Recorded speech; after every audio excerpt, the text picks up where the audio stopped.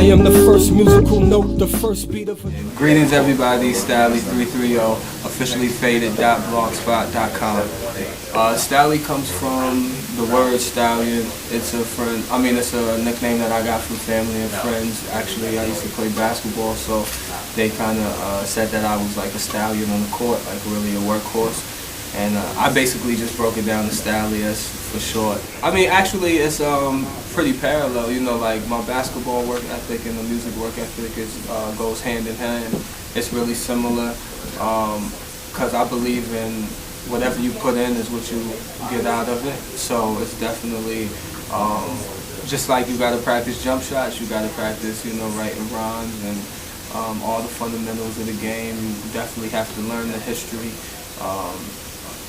of the game or of the music before, you know, to be a dope artist or to be a good athlete. So it's definitely very similar.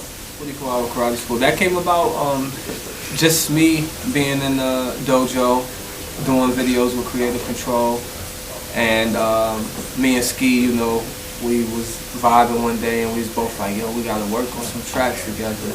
And one day I went in and we just started knocking out tracks, and a couple of them got onto the 24-hour karate school, and I think I have like the most songs on there. So just in there working with Ski and just working with everybody in the dojo as far as with Creative Control and Ski and just knocking out music. So those two mixtapes were very different in the way I came at both of them. Going 8 was more just me going 8, you know, just me putting on beats and whatever the pen, you know, or whatever the beat, you know, made me do was basically what I did. Like I really was just zoning out and vibing out to whatever beat that I was feeling at the time and really just creating dope music. Whereas Mad Stalley, the autobiography, that was more of a structured piece.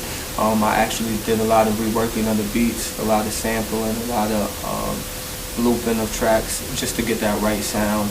And really what I wanted to come across was telling the story of my transition from Ohio to New York. So that was more personal and more intimate with me. So it was a little bit more focused into the details. What inspires me is just everyday life back home, and Ohio really inspires me because, like I said, I come from a very small city and it's not much, like really, you know, the only people that are the people who feel like they can do something is really through sports. You know, high school sports is real big, football and basketball. So a lot of people don't get to see outside of that city, and a lot of people are really, I feel, afraid too. So like I just really want to rep, you know, where I'm from and just put it on the map and let the world know where I'm from, and also let people back home know that whatever they want to do, they can do it, and don't hold back. Don't, you know, believe that your whole life has to revolve around that area. And, you know, we got a lot of talent from there, and I just want to display it. So that's where the creative process comes in. That's where the motivation comes from, just really putting that together and letting the world hear that story and see where I'm from. Most memorable performance would probably be, I mean, all of them was definitely, you know, like the Method Man and Redman was amazing because that was like at the Nokia, sold out, like, that was just crazy, like, you know, so just to be up there and to a lot of people know my music and vibe out, that was incredible. Sneaker Pimps was definitely incredible. I got to travel city to city with them, and the same, you know, just like any experience when I get to travel, you know, to different states and for people to be in there and just singing along with the music.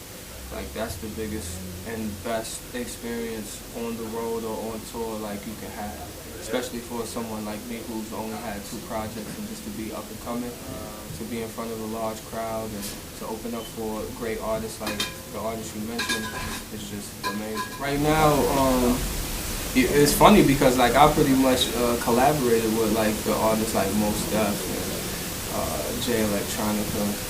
Like I got, you know, some collabs with them. So like really the only artist I would say that I would like to collab with is Nas and Blue. You know, I'm a big fan of Blue, and that's pretty much it as far as hip hop goes. But outside of hip hop, there's a lot of people I would like to work with too. Milk is just creative control, basically following me around a day in my life. Well, actually, we went back home. My city is called The Mill. That's spelled M-I-L. That's, like I said, the same thing that I want to do with my music and get across in my music is the same thing I want to do in the web-based episodes that we're coming with. And it's just them following me around in Ohio, around their friends, you know, just showing the lifestyle, showing where I come from, showing my city, showing friends and family, and just helping my fans and people who are interested in me and my music really get a good feel of who I am and where I come from.